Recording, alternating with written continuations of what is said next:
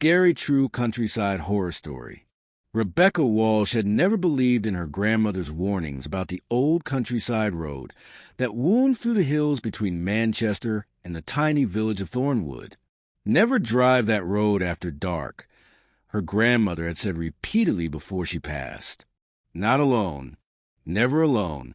That's when they come out. At 26, Rebecca dismissed these warnings as rural superstition.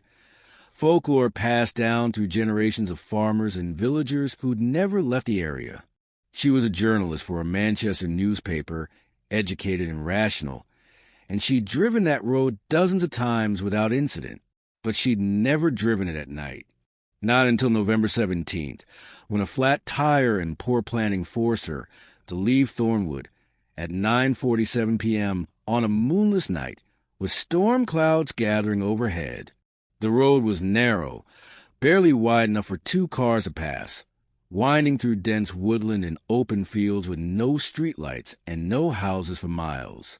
Rebecca's headlights cut through the darkness, illuminating the asphalt ahead and the thick trees that pressed close on either side. She'd been driving for about 15 minutes when she saw the first figure. It stood at the edge of the road, just at the boundary where her headlights met the darkness. A man, or at least the shape of a man, perfectly still, facing the road. As Rebecca's car approached, the figure didn't move, didn't turn its head, just stood there watching. Rebecca's hands tightened on the steering wheel. It was probably just a local out for a walk, though who would be walking this road at night? She slowed slightly as she passed, glancing over at the figure. It was a man, tall and thin, dressed in clothes that looked old-fashioned, a long coat and a hat that might have been worn in the 1940s or 50s. But his face, Rebecca caught just a glimpse, but it was enough to make her stomach clench. His face was pale, almost luminescent in his eyes. His eyes reflected her car's headlights like an animal's, glowing silver in the darkness. Rebecca accelerated, her heart beginning to race. Just a trick of the light, she told herself. Just someone in odd clothes with perhaps an eye condition that made them reflect light strangely. But then she saw the second figure, and the third. They stood at intervals along the road, each one perfectly still, each one dressed in those same old-fashioned clothes, each one watching the road with those terrible reflective eyes. Rebecca counted 7 of them in total, spaced about 100 yards apart, all standing in exactly the same posture, arms at their sides, heads turned toward the road. "What the hell?" Rebecca whispered, her voice shaking.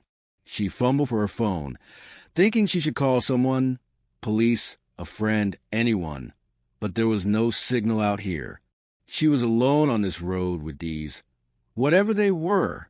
As she passed the 7th figure, Rebecca glanced in her rear-view mirror.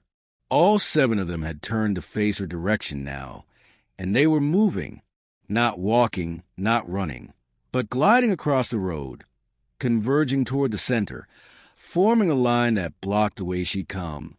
Rebecca pressed harder on the accelerator, the speedometer climbing to dangerous levels for such a narrow, winding road. She kept checking her mirrors, terrified she'd see those figures behind her car, giving chase. But the darkness behind her remained empty until the knocking started. It came from above the roof of her car.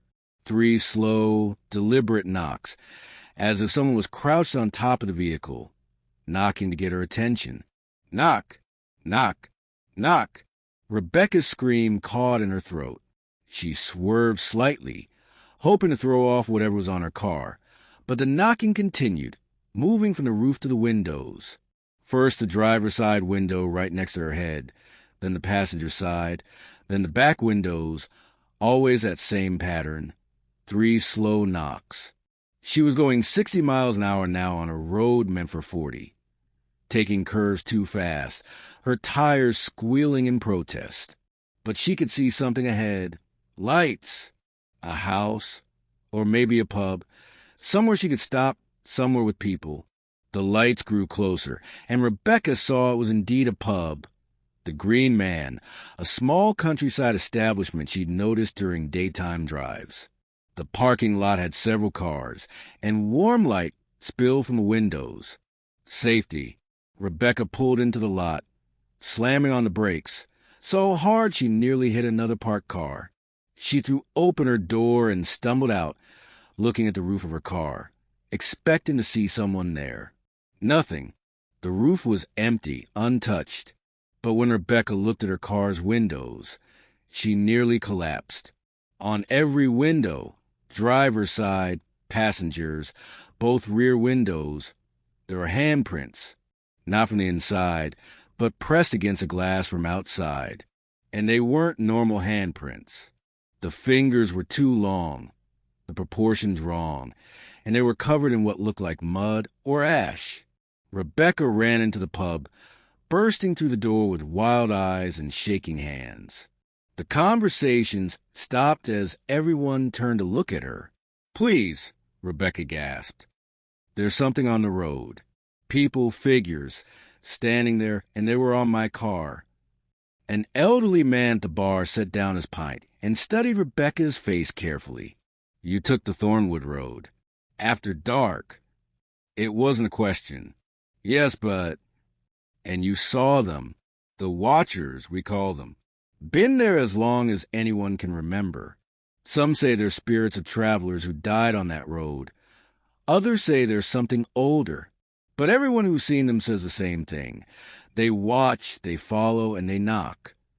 A woman beside him nodded. "3 knocks, always 3.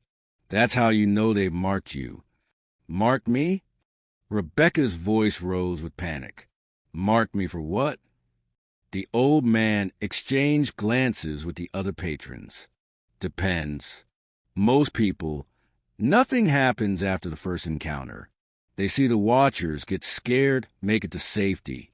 But if you go back on that road at night, if they see you again—" He trailed off. "What? What happens?" "Then they stop knocking from the outside." The pub fell silent. Rebecca felt cold understanding washing over her. "You mean they get inside the car?"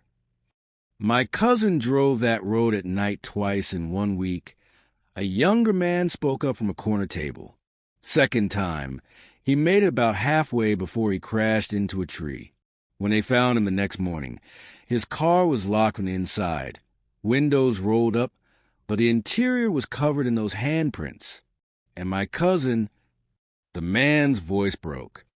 He was dead, but not from the crash. His face was frozen in terror, and his hands were covered in scratches where he clawed at something no one else could see. Rebecca sank into a chair, her mind racing. "How do I get home? I have to take that road. It's the only way back to Manchester." "Not tonight. You don't," the old man said firmly. "We got a room upstairs. You stay here tonight, and tomorrow you drive that road in daylight. The Watchers only come out after dark. In daylight, the road's as safe as any other." Rebecca wanted to argue, wanted to insist this was all superstitious nonsense, that there was a rational explanation for what she'd seen. But she couldn't explain the handprints on her windows, couldn't explain the figures with glowing eyes, couldn't explain the knocking on her roof.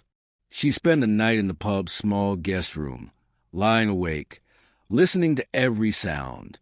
Several times she heard knocking, 3 slow knocks, coming from her window.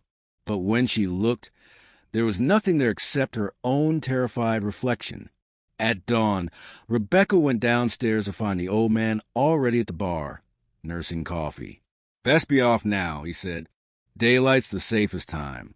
But, miss, take some advice from someone who's lived here 70 years. Find yourself another route home. Don't tempt fate by using this road again, day or night. The Watchers have seen you now. They'll remember." Rebecca drove home that morning as the sun rose, bathing the countryside in golden light. The road looked completely different in daylight, almost pleasant, with its rolling hills and picturesque views. She saw no figure standing at the roadside, no glowing eyes watching from the shadows. But she also saw something that made her blood run cold. At 7 different spots along the road, exactly where she'd seen the figures the night before, there were markers. Small crosses, weathered by time, partially hidden by overgrowth. Memorial markers for people who died on this road. 7 markers. 7 watchers. Rebecca made it home safely and immediately began researching the history of the Thornwood Road. What she found chilled her.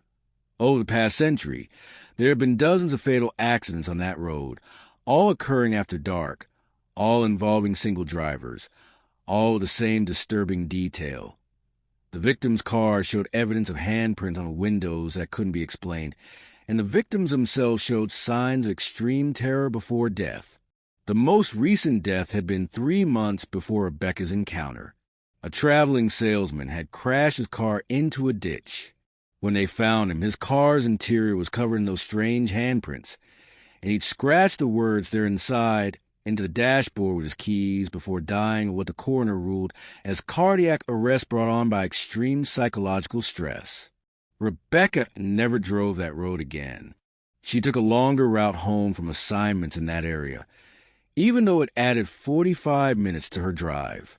And she finally understood her grandmother's warnings, not as superstition, but as hard-learned wisdom passed down through generations who knew that some places held darkness that couldn't be explained, only avoided. But the experience changed Rebecca. She started investigating other rural locations with similar stories, documenting encounters with unexplained phenomena that local populations accepted as fact, but outsiders dismissed as folklore. She discovered that the countryside held more mysteries than the city, more darkness in its empty spaces than in any urban shadow. And sometimes, late at night in her Manchester apartment, Rebecca would wake to the sound of 3 slow knocks on her window. She lived on the 4th floor. There was nothing outside her window except empty air, but when she'd look, she'd see them, handprints on the glass. Those long, wrongly proportioned fingers pressed against her window from the outside, from 4 stories up, as if something was hanging there, watching, reminding her that the watchers had seen her face. She had been marked, and some marks never fade. Rebecca keeps her curtains closed at night now. She never looks at her windows when she hears the knocking, and she tells her story to anyone who will listen, hoping to warn others away from that lonely countryside road, because some places should not be traveled after dark. Some roads hold dangers that can't be explained or rationalized away, and some warnings from our elders aren't superstition at all. They're survival advice from those who learn the hard way that the darkness holds more than we can understand, and some things that watch in the shadows don't stop watching just because you've left their territory. They follow. They remember. They knock 3 times. And if you're foolish enough to answer, you become another marker on the road. Another story whispered in country pubs. Another warning that the next traveler will probably ignore, just like Rebecca almost did